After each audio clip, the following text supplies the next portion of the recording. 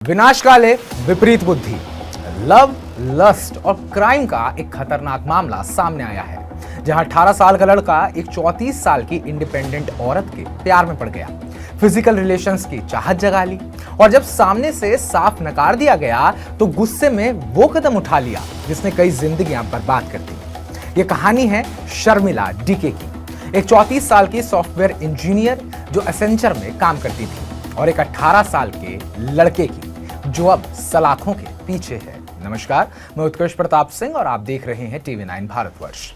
हुआ कुछ यूं कि मंगलुरु को रहने वाली शर्मिला पिछले 1.5 साल से बेंगलुरु के राममूर्ति नगर में सुब्रमण्यम लेआउट के एक किराए के फ्लैट में अकेली रह रही थी।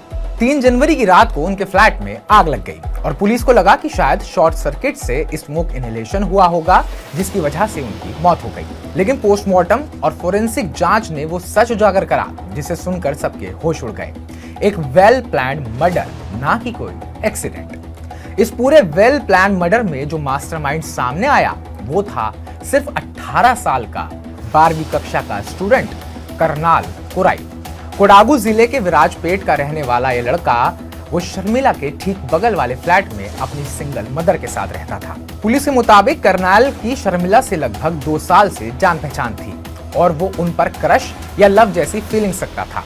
रात 9 बजे के आसपास उसने शर्मिला के फ्लैट में स्लाइडिंग विंडो से चुपके से एंट्री ली। उसने शर्मिला से सेक्सुअल फेवर्स मांगे, लेकिन शर्मिला ने साफ मना कर दिया और उसे डांट कर भगाने की कोशिश की। गुस्से में आकर करनाल ने उनका मुंह और नाक जोर से दबा दिया, जिससे वो बेहोश हो गई।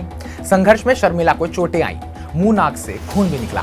फिर क्या, सबूत मिटाने के लिए उसने शर्मिला के कपड़े और दूसरे सामान बेडरूम के मैट्रेस पर रखकर आग लगा दी और भागते वक्त उनका मोबाइल फोन भी चुरा लिया। पुलिस को लगा आग लगी है, लेकिन फॉरेंसिक रिपोर्ट ने बता दिया मौत आग से नहीं, उससे पहले सफोकेशन यानी कि दम घुटने से हुई और आग जानबूझकर लगाई गई थी।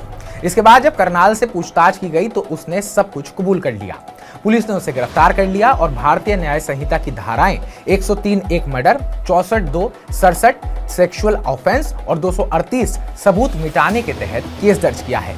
अभी जांच जारी है। यह घटना एक बार फिर याद दिलाती है कि रिजेक्शन को बर्दाश्त ना कर पाने की वजह से कितने बड़े हादसे हो सकते हैं और लस्ट, चाहे फिर वो मर्द की हो या फिर औरत की, वो कितनी खतरनाक हो सकती है। एक तरफ एक मेहनती इंडिपेंडेंट महिला की जिंदगी छिन गई तो दूसरी तरफ एक 18 साल का लड़का अपनी जिंदगी, अपनी मां की जिंदगी बर्बाद कर बैठा। समाज में ऐसी सोच, ऐसी क्रश वाली फीलिंग्स को कंट्रोल करना बहुत जरूरी है। आपको क्या लगता है, युवाओं में ऐसी भावनाओं पर काउंसलिंग और जागरूकता की जरूरत है या फिर इसका कोई और इलाज है? कमेंट बॉक्स में कमेंट करके हमें जरूर बताइएगा। बाकी ताजा अपडेट्स पाने के लिए टीवी 9 भारतवर्ष को सब्सक्राइब कीजिएगा।